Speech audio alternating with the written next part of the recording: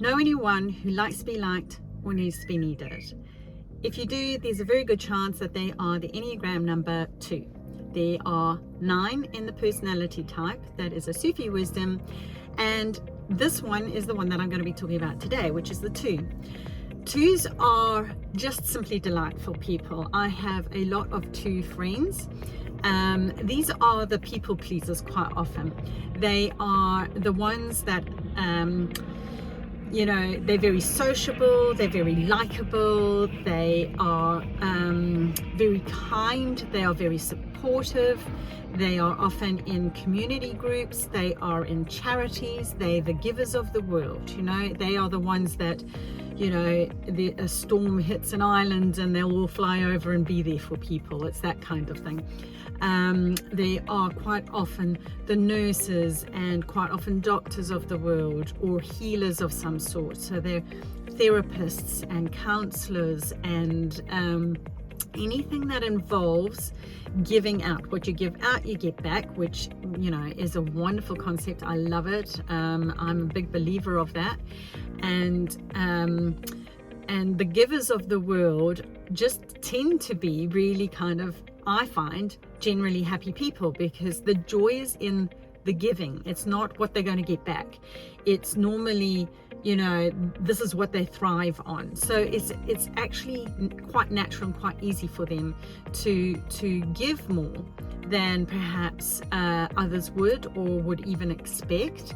I had an amazing friend in London once, and I was not very well. I had flu, and this was a few years ago, and she was literally on the other side of London, and she said to me, "Vicki, would you like me to come over and drop off some vitamin C and some headache tablets or whatever else you might need?" And I was like, "That's like an hour and a half from where you live on the tube one way. Are you crazy?" But it didn't even cross her mind that would be an inconvenience for her. And if I had said yes, she honestly would have done it. I mean, she was absolutely incredible. So there's just those wonderful, delightful people that do give in the world, and they are in the caring professions. Now, one of the things that 2s sometimes struggle with is overgiving. They're very good at giving the gift, but not receiving the gift. So those people feel very uncomfortable when you actually shine the light on them and give them the credit or the dues that they deserve, and quite often they'll push it away, or they don't accept the gift. And I say, you get given a gift and then you throw it over their shoulder, and then it's like, no, I don't deserve that. It's not, it's not for me. And it's one of the biggest mistakes and learnings that they probably have, more of than quite a few of the other numbers, is that receiving is just as much of the process of the relationship.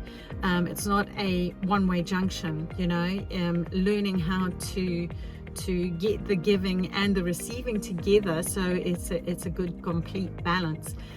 Unhealthy 2s can be quite interesting, because if they're too high up that scale, like I've mentioned before, there's a scale within each of these numbers that I find, is that they become quite manipulative.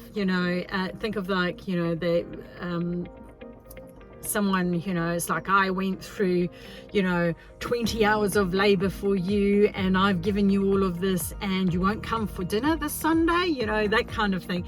And it's just like, they can sometimes hold it as a bargaining chip if they are unbalanced. If they're balanced, then it's not about getting anything in return. So the unbalanced 2, that is the challenge for them, is to let go for what an underlying need of being accepted and loved and appreciated for who they are and what they've done, irrespective. Now, the other side of an unhealthy 2 is that they tend to be oddly, they are not very good if they can't help lots and lots of people. So quite often, when the proverbial does hit the fan, they are often the people that aren't there. when you most would expect them to be. So it's kind of like they like to spread their energies across multiple, and it's almost like a numbers game. If they can help many, then they will sooner help the many than the one. So I've often had, I've had a couple of scenarios where, things weren't going so well, and fully expecting to be able to call up that person and go, hey, this is what's happened. And the answer was, well, just not there. I've got these other people that I need to help. And it was like, it takes you a bit by surprise. So, again, you see, that's the unhealthy side of the two. Again, if you are able to bring that down and taper that, you will get that you can help the one. You can perhaps minimize the amount of time that you have with that person, so you can still dedicate your time to others. It's not instead of, it can still be as well as, and learning the gift of receiving. Now, when I think of a two animal, and I can't off the top of my head remember the animal two type that comes with the Enneagram typically online, but I think of cats, I think of even dogs, where they're loyal, they're there for you, and love the attention, love to give their time irrespective of what the person's like. They are just really great people to have around.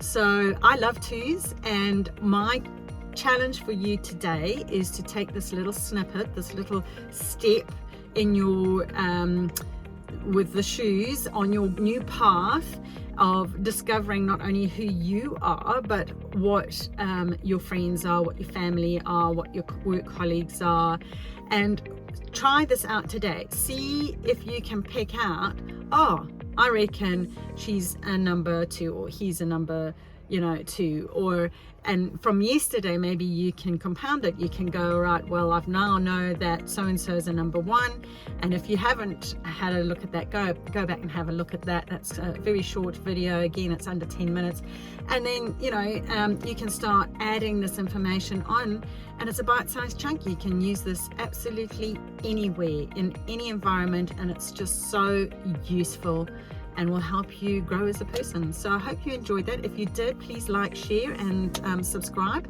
And yeah, I look forward to our next install, which is the number 3. And I'll discuss all of that with you in the next video. Thank you so much for making time. Namaste.